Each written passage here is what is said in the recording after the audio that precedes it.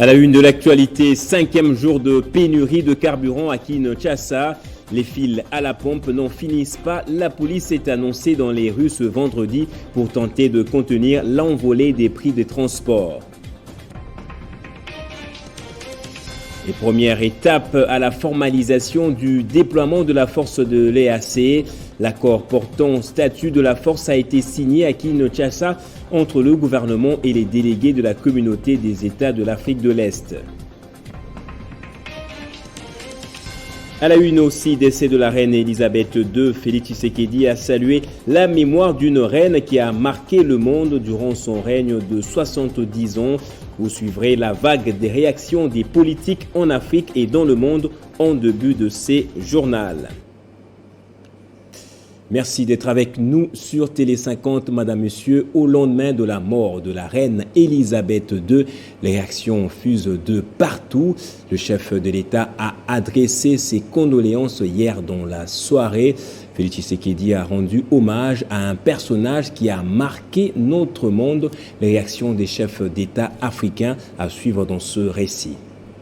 C'est très tard dans la soirée et via le compte Twitter officiel de la présidence de la République que Félix Tshisekedi a présenté ses condoléances à la famille royale et au gouvernement britannique après le décès de la reine Elisabeth II.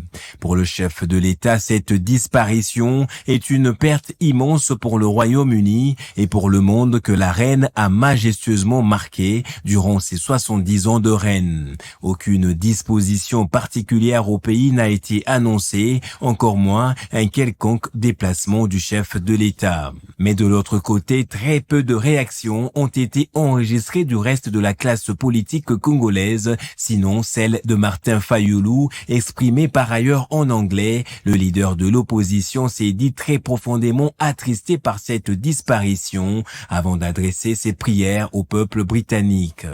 Mais en Afrique et dans le monde, c'est une vague de réactions qui viennent des personnalités de tous bords. Le chef de l'État sénégalais et président en exercice de l'Union africaine Macky Sall a salué la mémoire des illustres disparus au parcours exceptionnel. Le président sud-africain Cyril Ramaphosa a rendu hommage à une figure extraordinaire ayant mené une vie remarquable. Dans l'est de l'Afrique, le nouveau président du Kenya, William Ruto, a salué la mémoire de la reine, affirmant que son leadership au Commonwealth au cours des 7 dernières années a été admirable. Pour le président burundais Evariste Ndayishimiye, la reine d'Angleterre est une source d'inspiration pour des générations à travers le monde et dont le grand leadership ne saura être oublié. Le secrétaire général de l'ONU, Antonio Guterres, a salué la grâce et la dignité et le dévouement de la reine, évoquant une présence rassurante pendant des décennies de changements et de grande ampleur. Au Royaume-Uni, le nouveau roi Charles III s'adressera en fin d'après-midi de ce vendredi 9 septembre aux Britanniques. Les réactions sont aussi vives en Belgique, une autre monarchie en Europe occidentale. Le roi des Belges, Philippe, et la reine Mathilde ont vite réagi hier soir. Les détails avec notre correspondante sur place, Marie Curie.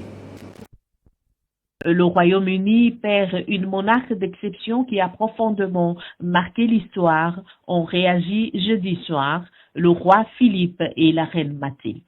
C'est avec une énorme tristesse que nous avons appris le décès de Sa Majesté la reine Elisabeth II. C'était une personne hors du commun. Nous garderons toujours un souvenir ému de cette grande dame qui, tout au long de son règne, a fait preuve de dignité, de courage et de dévouement, déclare le couple royal, selon une communication transmise par le palais. Le monde politique belge a aussi rendu hommage à celle qui a incarné pendant 70 ans la stabilité, le respect et la dignité pour le peuple britannique.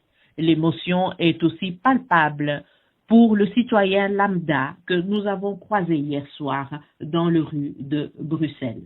Aussitôt la reine morte, le prince Charles devient roi. Le roi Charles III va prononcer aujourd'hui vendredi 9 septembre 2022 aux alentours de 11 heures, heure de Londres, le serment d'accession et son couronnement interviendra quelques semaines après l'enterrement de la reine.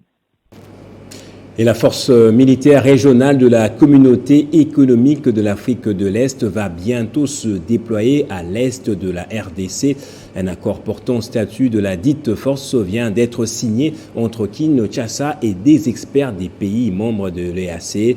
Christophe Lutundula, qui sont réjouis, a indiqué que le déploiement se fera en exécution de la volonté exprimée par tous les chefs d'État de la communauté. Les délégués et experts des pays membres de la communauté de l'Afrique de l'Est réunis à Kinshasa du 7 au 9 septembre dans le cadre des travaux de la commission économique de cette organisation ont signé jeudi devant le président de la République Félix-Antoine Tshisekedi à la Cité de l'Union africaine l'accord portant statut de la force régionale de cette communauté, laquelle devra bientôt se déployer dans l'est de la RDC pour y restaurer la stabilité, la paix et la sécurité.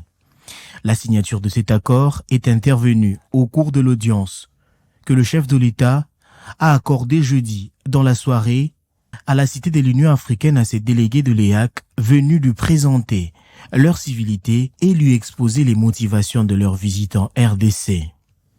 Christophe Lutundula Apala, vice-premier ministre des Affaires étrangères, qui a conduit la dite délégation auprès du président de la République, a déclaré à la presse, au sortir de l'audience, que le déploiement de cette force se fera en exécution de la volonté politique exprimée par tous les chefs d'État de la communauté, à savoir de régler définitivement la question de la stabilité, de la sécurité et de la paix dans la région des Grands Lacs au sein de la communauté.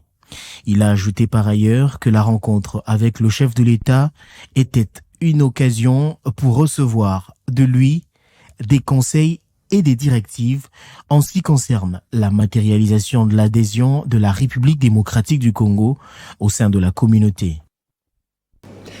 La pénurie de carburant est à son 5e jour à Kinshasa et a comme conséquence depuis le début la hausse du prix des transports en commun.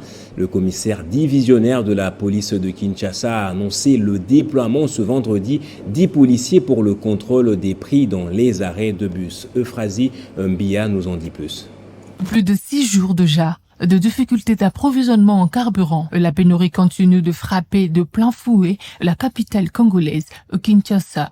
Il s'observe chaque jour, matin et soir, de longues files d'attente dans différentes stations-service, créant ainsi de bousculades et disputes de la population. Conséquence de l'augmentation unilatérale du prix des transports avec une réduction de trajet. Le gouvernement tant national que provincial sont conscients de la situation, toutes les autorités sont conscientes de ces faits-là et la solution va bientôt être trouvée. Face à cette situation, la police et les ministères des hydrocarbures annoncent les déploiements dès ce vendredi des inspecteurs sur le terrain pour s'y rassurer du respect de mesures prises. Les commissaires de la police nationale, Silvano Kassongo, lors d'un point de presse hier, a annoncé la couverture des agents de l'ordre pour arrêter toute personne qui augmenterait les coûts de transport. Nonobstant cela, les Kinois pensent que cette mesure ne servira à rien. Cette décision, elle est bonne, mais je veux me poser la question de savoir comment ça va s'effectuer. Parce que quand vous lancez des policiers, déjà nous connaissons le comportement de nos policiers.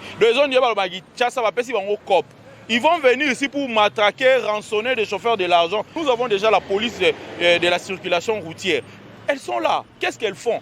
C'est à eux de réglementer. Ici de rappeler que cette situation a paralysé les activités de plusieurs personnes en difficulté de moyens de déplacement. Ces dernières espèrent aux solutions idoines le plus tôt possible. Et le Conseil supérieur de la magistrature a évoqué ce jeudi la problématique de la surpopulation carcérale dans nos centres pénitentiaires et les décisions iniques qui sont rendues par les différents cours et tribunaux, dit la ministre de la Justice Rose Mutombo. En croire la ministre de la Justice, des options ont été levées pour que le procureur général près la Cour de cassation et le premier président de la Cour de cassation commencent le contrôle dès ce 9 septembre pour désengorger les prisons. Il faut un souffle nouveau, déclare la ministre Rose Mutombo. Processus électoral en RDC, le deuxième vice-président de la CENI, Didi Manara Linga, a lancé jeudi à l'hôtel Relax dans la commune de Gombe les travaux de l'atelier de conception de supports de sensibilisation. Ce dernier fait suite à celui tenu à Mbouela-Loge, à Kisantu, dans la province du Congo central. Héritier Ntambwa et Jenny Kayembe. 3 jours durant, les participants s'attelleront à la conception et élaboration des outils et messages à véhiculer vers l'ensemble de la population. Cet atelier qui s'est fait pratique fait suite à celui tenu à Mbouela-Loge, à Kisantu, Congo central. Comme prévu dans notre feuille de route du processus électoral en cours, la Commission électorale nationale indépendante se prépare à organiser la révision du fichier électoral. Pour promouvoir une participation qualitative des parties prenantes, en général, et des électeurs en particulier, chaque grande opération est en principe précédée par une campagne de sensibilisation. 2 mois après la promulgation de la loi électorale et à l'approche de l'opération de la révision du fichier électoral, il est nécessaire de s'atteler à la conception et à la production de supports et outils de sensibilisation. Notons que cet atelier vise à produire en un temps record et avec efficience un travail de qualité. Il se propose de revenir à la liste des supports et outils qui serviront à la sensibilisation sur la loi électorale et la RFE. Concevoir et donner corps à ces outils et élaborer les messages qui seront imprimés sur les supports choisis pour leur capacité à véhiculer ces messages vers toutes les couches de la population. On passe en Afrique. À présent, la justice congolaise a confirmé la victoire du président Joao Lourenço pour un second mandat à la tête du pays, en rejetant jeudi le recours de l'opposition dénonçant les résultats des élections législatives de fin août. En réaction, 5 partis d'opposition, dont l'UNITA, ont annoncé dans un communiqué déclaré réfléchir à l'organisation de manifestations pacifiques pour contester le résultat des élections. Par ailleurs, la cérémonie d'investiture du président Lourenço, âgé de 68 ans, est prévue le 15 septembre. Une satisfaction de son parti politique qui a donné un second mandat au Mouvement populaire pour la libération de l'Angola, parti au pouvoir depuis l'indépendance du Portugal en 1975. En sport à présent, le tirage au sort de la phase finale de la Ligue des champions féminines de la CAF a eu lieu ce vendredi au centre technique Mohamed VI de Rabat au Maroc.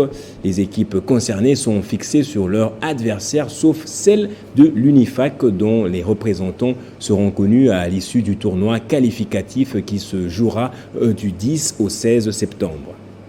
Concerné par ces tournois qualificatifs zonal, le tout-puissant Mazembe féminin a pris la direction de Malabo où elle devra chercher son billet pour la Ligue des champions. C'est avec un moral requinqué que les corbeaux vainqueurs de la dernière Coupe du Congo se sont envolés pour la Guinée équatoriale et devront entrer en lice ce samedi contre la formation camerounaise d'As Awa. On part là-bas pour la mission de représenter la République démocratique du Congo. On part jouer.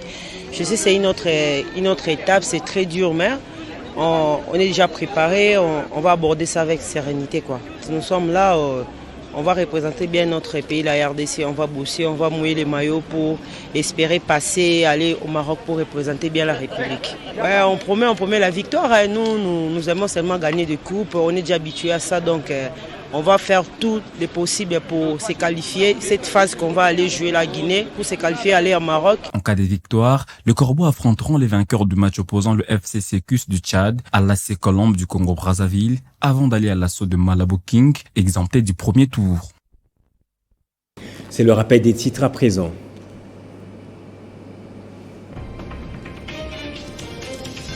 Cinquième jour de pénurie de carburant à Kinshasa. Les files à la pompe n'en finissent pas. La police est annoncée dans les rues ce vendredi pour contenir l'envolée des prix des transports en commun. Et première étape à la formalisation du déploiement de la force de l'EAC.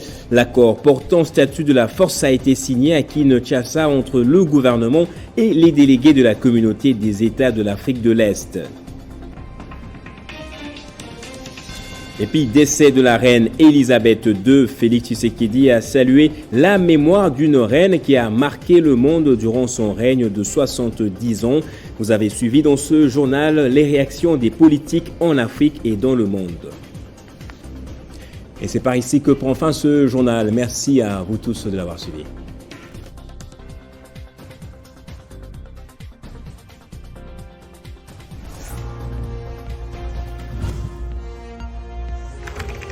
L'actualité reste incontinue.